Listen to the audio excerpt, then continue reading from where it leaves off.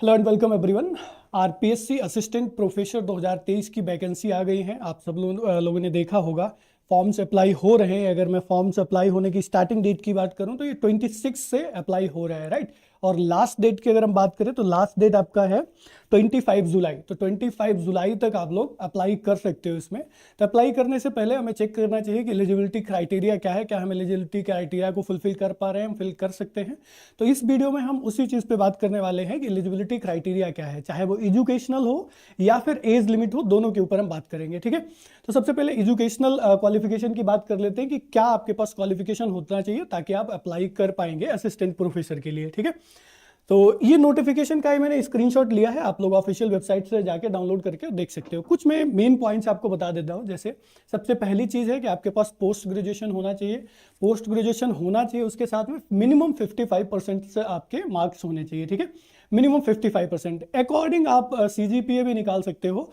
लगभग आपका 5.5 से ज़्यादा सीजीपीए यू कैन से, या फिर 5.6 से ऊपर सीजीपीए आपका होना चाहिए, अगर सीजीपीए में आपको मार्क्स मिले हैं तो, ठीक है। फिर उसके बाद में ये तो हो गई पीजी की बात। पीजी के साथ में आपको नेट एग्जाम या तो होना चाहिए आपके पास। नेट एग्जाम अगर नहीं है तो आपको जो स्टेट कंडक्ट करते हैं इंडिविजुअल एग्जाम्स, स्टेट का अलग से जो एग्जाम होता है, सेट जिनको बोलते हैं, या फिर SLET, ये एग्जाम भी अगर आपके पास है तब भी आप अप्लाई कर सकते हो, नेट अगर नहीं भी है तो, ठीक है। फिर इन एग्जाम, ये अगर मान लिया दोनों ही आपके पास नहीं है, नेट भी नहीं है और सेट भी नहीं है, तब भी आप अप्लाई कर सकते हो। पर फिर आपके पास क्या होना चाहिए, पीएचडी होना चाहिए आपका कंप्लीट। अगर पीएचडी आपका कंप्लीट है तो बिना नेट और सेट के भी आप अप्लाई कर सकते हो। पीएचडी के लिए कुछ उनकी कंडीशंस हैं, ऐसा नहीं है कि कंडीशन बहुत ज़्यादा ऐसी है कि आप नहीं अप्लाई कर पाओगे।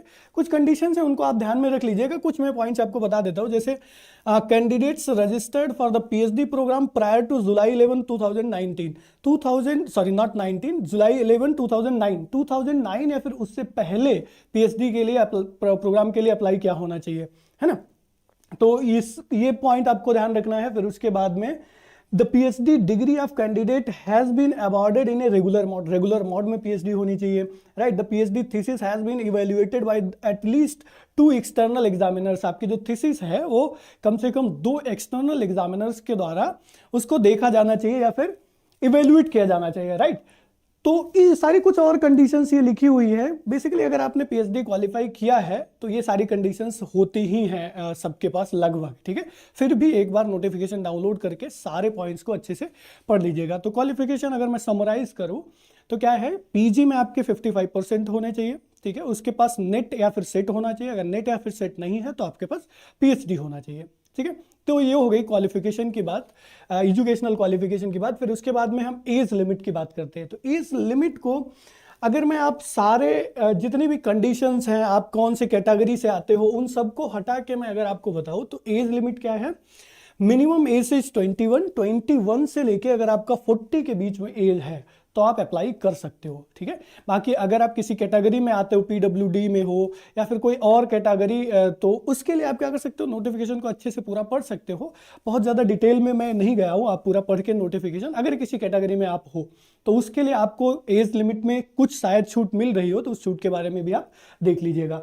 अगर विदाउट कैटेगरी इन जनरल मैं बात करूँ तो 21 से लेके और 42 एज तक आप अप्लाई, 40 एज तक, नॉट 42, सॉरी, ठीक है, 40 एज तक आप अप्लाई कर सकते हो। ऐसे आगे लिखा भी है, एज रिलैक्सेशन एक्स्ट्रा एज पर the Rajasthan public service commission assistant professor requirements rules. जो बाकी चीजें हैं वो आप इसके हिसाब से पढ़ लीजिएगा, ठीक है। So this is all about the qualification, right, whether it is educational qualification और एज लिमिट। आई होप कि आपको समझ आ गया होगा। अगर फर्दर आपको डिटेल में जानना है तो आप मुझे कमेंट करके बता भी सकते हो। तो मैं रिलैक्सेशन के बारे में, एज के बारे में, एज में क्या क्या, किस में कहाँ कितना रिलैक्सेशन मिलता है, उस पर भी अलग से वीडियो बना दूंगा, तो वो आप कमेंट करके मुझे बता सकते हो, ठीक है। So this is all about this video. Thank you, happy learning, take care and bye bye.